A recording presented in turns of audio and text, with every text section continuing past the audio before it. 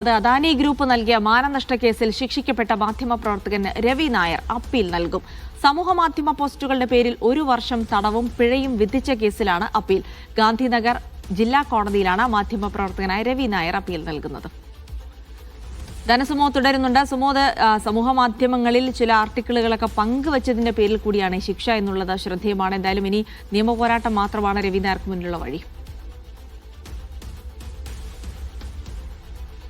അന്വേഷണ മാധ്യമപ്രവർത്തനത്തിലൂടെ ഒരു പുതു വഴി വെട്ടിയുണ്ടാക്കിയ ഒരാളാണ് രവി നായർ. അദാനി പലപ്പോഴും കൽക്കരി ഇറക്കുമതി ചെയ്യുമ്പോൾ വ്യാജ ബില്ല് കാട്ടി മറ്റു സ്ഥലങ്ങളിൽ നിന്നും മറ്റു ഭൂഖണ്ഡങ്ങളിൽ നിന്ന് പോലും ഇന്ത്യയിലേക്ക് ഇറക്കുമതി ചെയ്യുകയാണ് എന്നുള്ളൊരു കാര്യമാണെന്ന് ഒരു ഞെട്ടിപ്പിക്കുന്ന അദാനിക്കെതിരെയുള്ള ഒരു വാർത്തയായിരുന്നു നേരത്തെ രവി നായർ നൽകിയിരുന്നത്.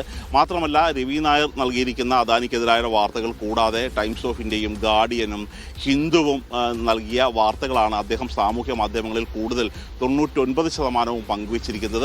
മാത്രമല്ല, ഈ പരാതിക്ക് ഇടയായ തലക്കെട്ടടക്കം ഉള്ളത് ഹിന്ദു പത്രം നൽകിയ തലക്കെട്ട് തന്നെയായിരുന്നു അദ്ദേഹം ട്വീറ്റ് ചെയ്തത്. അതിൻ്റെ പേരിലാണ് ഇപ്പോൾ അദ്ദേഹത്തിന് എതിരെ ശിക്ഷാവിധി ഉണ്ടായിരിക്കുന്നത്.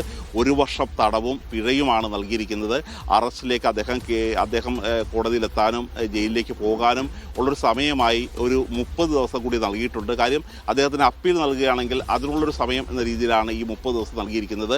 അപ്പീൽ നൽകാൻ തന്നെയാണ് രവി നായർ തീരുമാനിച്ചിരിക്കുന്നത്. ഗാന്ധിനഗർ ജില്ലാ കോടതിയിലായിരിക്കും ഈ വിചാരണ കോടതിയുടെ ഈ തെളിവുകളൊന്നും പരിശോധിക്കാതെയാണ് ഇവർ ഇത്തരത്തിലുള്ള ഉത്തരവിലേക്ക് എത്തിയിരിക്കുന്നത് എന്നുള്ള ചൂണ്ടിക്കാട്ടി അപ്പീൽ നൽകാൻ ഒരുങ്ങുകയാണ് രവി നായർ.